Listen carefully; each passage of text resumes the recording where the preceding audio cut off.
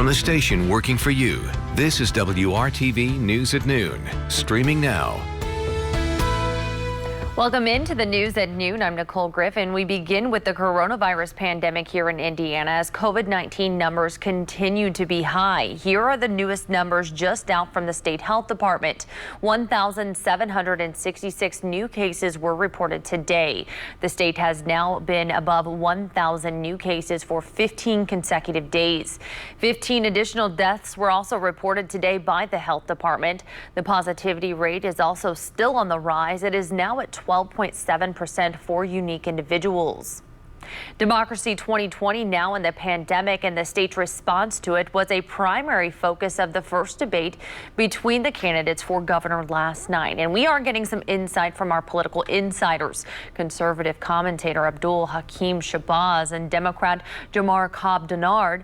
We asked how the Libertarian candidate is influencing the race, and also whether the governor would be part of the vice president's planned rally in Fort Wayne tomorrow. Biggest impact that rainwater will have on this race is really giving Dr. Myers a shot to win the governor's seat and also take a chunk out of Holcomb's lead. So this is actually one of the first Libertarian candidates as a shot to really make a statistical influence and difference in this race. His policy positions and how he would actually get what he wants to get done are a little weak, but the fact that he's here, the fact that he has a different message, and that he's a credible candidate go a long way to really influencing this race. I do think Don Rainwater does appeal to those ideological conservatives, the people who are mad at the mask mandate, in addition to your traditional libertarians. I don't think he can win, however, because they just don't have the organization or the money to do it. But I do think he will make a little bit of a difference, maybe pulling some of that vote from Eric Holcomb. But I think Eric Holcomb still wins. I do think it's interesting that less than 2 weeks before an election, Mike Pence is home and he's rallying in Indiana, a state that should surely be in the corner for Donald Trump. But maybe that tells you that maybe they've seen some polling that the rest of us haven't. Now, in the last Survey USA Today poll, or your Survey USA poll, the Donald Trump was under 50%, which in a place like Indiana, which he won by like 20-something points, isn't necessarily a good thing. But I'm assuming that what Mike Pence is trying to do is bring those, those northern Indiana, southern Michigan, and northwestern Ohio folks, into Fort Wayne for a rally to really beef up that early voting where Democrats are leading Republicans right now. The other things, if I was on Holcomb's team, that I would think about, number one, there is still some great name recognition and popularity with Mike Pence in the state of Indiana. There are concerns with appearing to be to not have integrity with the mask mandate going into an event filled with people that don't have masks on. There's like a COVID-19 cloud above wherever the event's going to be held. But finally, the Trump campaign and the rhetoric that's come out of it over the past few weeks, and then also this last year from federal leadership, executive federal leadership, can be seen as toxic to the Holcomb campaign. And Holcomb and some others in the Republican Party haven't necessarily ridden on Trump's coattails in this election because they want to stay clean and free from the mess that's going on in Washington. A reminder now, if you missed last night's debate among the candidates for governor, you can watch it right now at our website, WRTV.com/election2020. We also could learn more later today about whether the governor will reimpose COVID-19 restrictions due to the increase in cases. The governor will hold his weekly COVID-19 media briefing at 2:30 this afternoon. You can watch it live right here on WRTV, and we will also have it for you at WRTV.com and on our Facebook page. Now to your forecast. Meteorologist Todd Clausen is standing by. Todd, we had a very rainy, busy morning for you. How are we looking outside right now? It's much more quiet here now, Nicole. That is the good news. We still have the clouds, and there's a little bit of patchy drizzle in spots across central Indiana, but nothing like the heavy rainfall that we saw. Really, that started last night and then went all the way into this morning's commute. Here's the view from IMS back towards downtown Indianapolis, and you can see the skyline. Here's a look at radar, and again, the drizzle's not really picking up here because it's so so light, but otherwise we're in decent shape going forward. Now, it's not going to turn into this bright and sunny day by any means, but temperatures will continue to warm here across the area. That is the good news, as the cold front that went through lifts back to the north as a warm front. It could always be worse. There's going to be quite a bit of snow up here in portions of Minnesota over the course of the next couple days. Here are some estimated rainfall totals over the last 12 hours, and you notice this band of rain that was anywhere from 2 to 4 inches on either side of that band, though. Not much at all, just a couple tenths of an inch in Lafayette, as well as down towards Martinsville and the Bloomington area. Here are those temperatures ranging from 61 right now in Bloomington to 51 in Lafayette. But again, this warmer air will start to work its way to the north this afternoon with somewhat dreary conditions. We'll get back up into the mid-60s. Tomorrow, though, we do bring the sunshine back, finally, for really the first time this week. And with it comes quite a bit of warmth. More on that in just a few minutes. Nicole. All right, Todd, thank you. This midday, Metro Police are investigating 2 more homicides happening over the past 2 days. Just after 6 o'clock this morning, Metro Police say a man with a gunshot wound was found on East Washington Street near Highland Avenue. The man later died at a hospital. Investigators are still working to find out what led up to that shooting. Police are also looking for suspects after a man was found dead of a gunshot wound on the city's north side. Officers discovered the man's body Tuesday afternoon on West 30th Street, just south of Crown Hill Cemetery. Police say they later discovered that man had been shot. If you have any information on either of these cases, you can leave an anonymous tip with Crime Stoppers, and that number is on your screen right now, 317-262-TIPS. Hoosiers continue to line up in record numbers to vote early in this year's election. Our own Lauren Casey snapped these pictures just moments ago as she was waiting to vote in line in Johnson County. Long lines to vote continue at the White River branch of the Greenwood Public Library despite today's rain. And here are the latest early voting numbers from the Secretary of State's office. The number of in-person early votes has now surpassed the number of absentee ballots that have been returned in the mail. More than 734,000 Hoosiers have already cast their votes so far. That's almost 27% of the number of people who voted in the presidential race 4 years ago. The Indiana Pacers officially have a new man in charge. The team officially introduced their new head coach within just the past hour. Nate Bjorkgren comes to Indiana from Toronto, where he was the Raptors' top assistant for the last 2 years. The Raptors were NBA champions in 2019 and back in the playoffs during the pandemic bubble season this year. Nate talked today about his first impression of the Pacers when the interview process began. From the very first Zoom call that I had with them, it felt good. I just remember, shutting off the Zoom call, or even in the interview process when I left Indianapolis during the second interview, I had no regrets. And I love this team. I love the pieces that we have, and we're going to be a tough team to beat. WRTV's Brad Brown will have much more from the Pacers and their new head coach coming up tonight on the news at 6 o'clock. Well, it appears her nomination will move forward, but coming up, we'll show you why a Notre Dame law professor still faces controversy as she possibly makes her way to the Supreme Court. Todd. Temperatures will be on a warming trend as we work our way throughout the course of the next couple days. The 70s that you see to the south, they'll surge to the north, and even some 80s will be a possibility across parts of the area. So that is good news to look forward to. We'll talk all about it coming up in your WRTV Storm Team Forecast.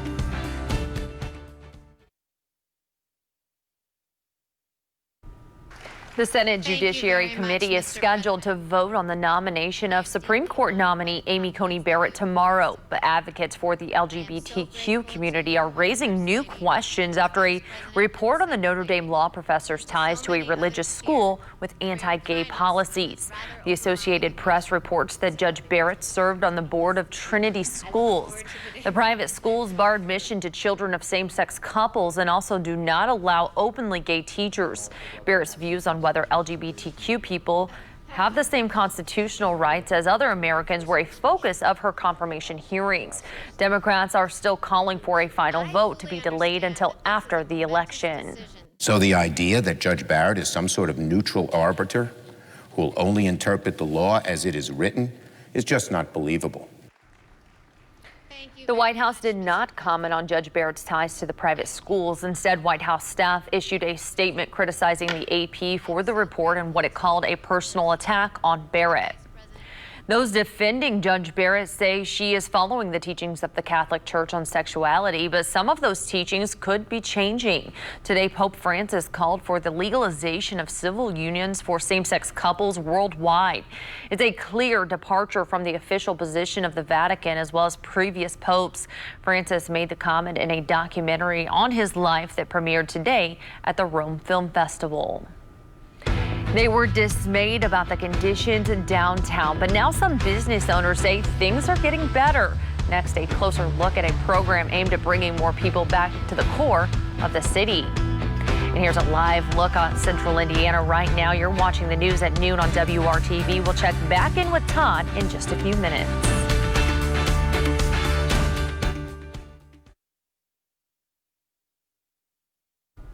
Welcome back. There have been complaints about the state of downtown Indianapolis since the start of the pandemic. Some business owners and patrons say that after canceled events, remote work, and business restrictions, the atmosphere took a turn for the worse.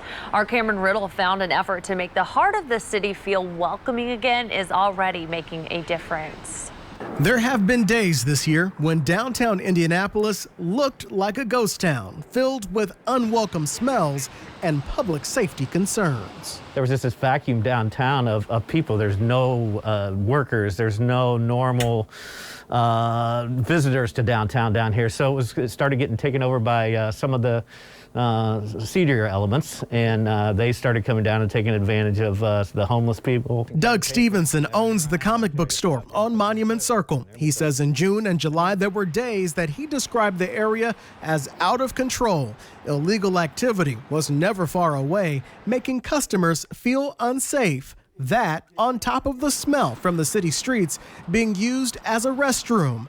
But several weeks later, improvements are noticeable. Monument Circle feels and even smells different after a focused effort from Downtown Indy Inc. to clean the heart of the city. The Downtown Recovery Committee came together and said, remember when we were called the cleanest downtown in the nation? Let's commit to that. Thanks to Downtown Indy Inc., safety ambassadors and additional police officers now patrol the areas of Monument Circle, Market Street, and Georgia Street. Roads and sidewalks are now power washed regularly by DPW. All of it arranged or paid for by Downtown Indy Inc. All of that was done and continues to be done to say downtown is clean and safe and beautiful, and we're working on the vibrancy as we try to come back in measured ways. Both Downtown Indy Inc. and business owners want to make it clear that homelessness was not the sole cause for the changes we saw downtown this summer. They say much of the problems were surrounded with mental health issues. Stevenson hopes the effort being put into downtown encourages visitors to come back downtown. It's absolutely gotten better. Things started turning the corner at the end of July, and now we've got, we've got the cleanliness, the sanitation factor under control. The safety is a million times better. Cameron Riddle, WRTV. Cameron, thank you. The improvements made by Downtown Indy Inc. were funded with $750,000 from the city back in August. The money was approved by the Metropolitan Development Commission and administered by the Capital Improvement Board. Now to your forecast. Todd is back with us now. And Todd, that shot behind you looks not too great, but at least it's not raining like it was earlier. Yeah, you know, it still looks pretty threatening out there with the overcast sky. You're exactly right there, Nicole. But the clouds shouldn't produce too many more showers throughout the day. If they do, it's just going to be a light shower here or there. Nothing like we saw earlier. Former RTV reporter Jack Reinhart checked in with me at 3.5 inches of rain there in Carmel. And there's a big swath of 2 to 4 inches of rain through Carmel to Muncie and then back towards the Terre Haute area. Not quite as much in the rain gauge in Indianapolis. 56 degrees is the current temperature. The winds are still out of the northwest, but those are going to change direction here as we go throughout the course of the afternoon hours. And you can see some of the warmth to the south. 64 in Bedford compared to 50 in Thorntown and 51 in Lafayette. And I'll expand this out even more for you. Pittsburgh right now at 71 degrees and Louisville's at 70 degrees, as is Evansville. The trade-off, though, look at that, 28 in Bismarck. So what happened, all this rain that we dealt with late last night and early this morning, part of a a cold front that has kind of settled here now across the Ohio River. That front is going to lift back to the north.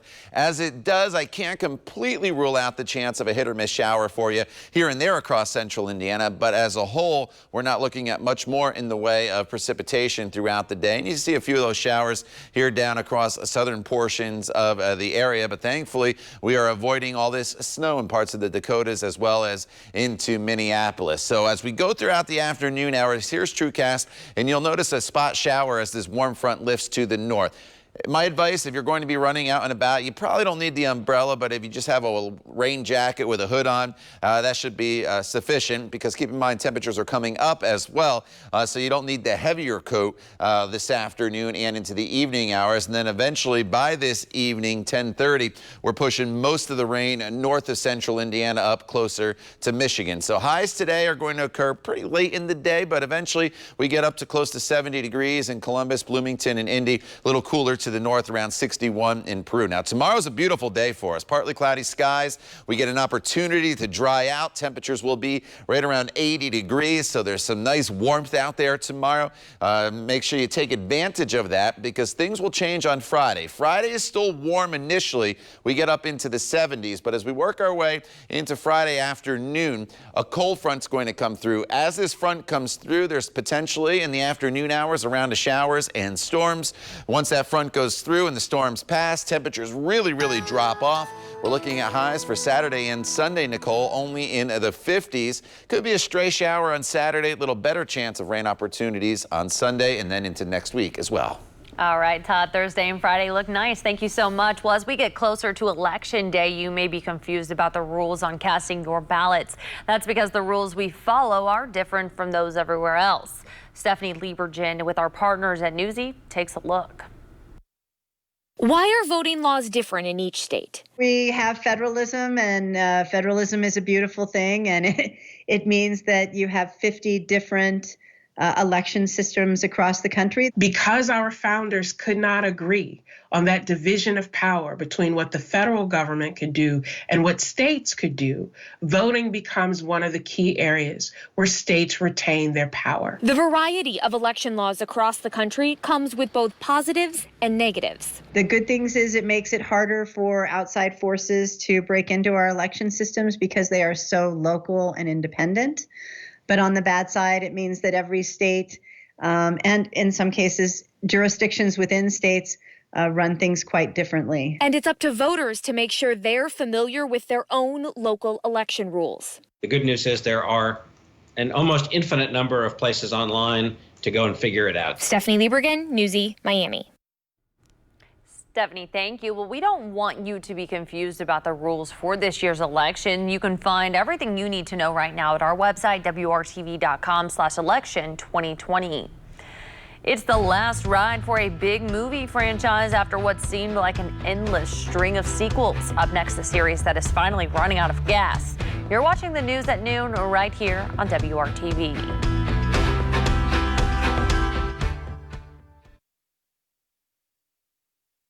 Go for it. Okay. If you're a fan of the Fast and Furious, the end may be near. Variety is reporting that the movie franchise will finally come to an end, though it likely won't be for a few more years.